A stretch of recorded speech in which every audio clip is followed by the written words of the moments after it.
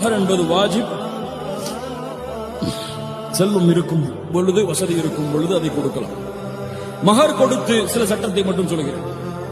மஹர் கொடுத்து, மஹர் என்பது ஆரம்பத்திலேயே கொடுக்கப்பட்டு விட வேண்டும் என்ற அவசியம் கிடையாது. முடிவெடுத்ததற்கு பிறகு, திருமணம் முடித்ததற்கு பிறகு கூட தாமதப்படுத்தி கொடுக்கலாம். திருமணம் முடிப்பதற்கு முன்னால் மஹரை முடிவெடுக்காமல், அந்த கணவனும் மனைவியும் சேர்வதற்கு முன்னால் அவர் இறந்து விட்டால், அந்த பெண்ணுக்கு, அல்லது தலாக் விட்டு விட்டால் அந்த பெண்ணுக்கு பாதி மஹர் செல்லும். அதாவது திருமணத்திற்கு முன்னாடி மஹர் முடிவெடுக்கப்படுது.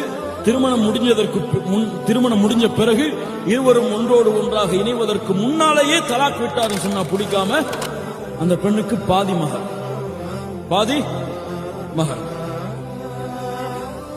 ஆனால் இருவரும் ஒன்றோடு ஒன்றாக சேர்ந்து விட்டால் முழு மஹரும் அந்த பெண்ணையே சென்றடையும். இது மஹருடைய சட்டங்கள். திருமணம் முடிஞ்சதுக்கு பிறகு அந்த மஹருடைய தொகையிலிருந்து எதையாவது கணவனுக்கு கொடுத்தா அவர் பயன்படுத்திக் கொள்ளலாம். நான் கொடுத்த மஹரை திருப்பி கொடுத்துருன்னு சொல்லி சண்டை போட்டு கிடக்கூடாது. அதற்கு அனுமதி கிடையாது. அது பெண்ணுடைய ஹக், பெண்ணுடைய ஹக். அந்த பெண்ணுடைய தந்தை அதற்கு சொந்தம் கிடையாது. அந்த பெண்ணுடைய தாய் சொந்தம் கிடையாது. அந்த பெண் தான் சொந்தம்.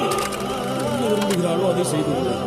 கணவனுக்கு கொடுக்கலாம் என்றால் கூட திருமணத்திற்கு பிறகு அந்த பெண்ணாக மனம் வந்து கொடுத்தால் வாங்கி சாப்பிடலாம். சூரத்து நிசாவுடைய 4வது வசனம் அதற்கு ஆதாரம்.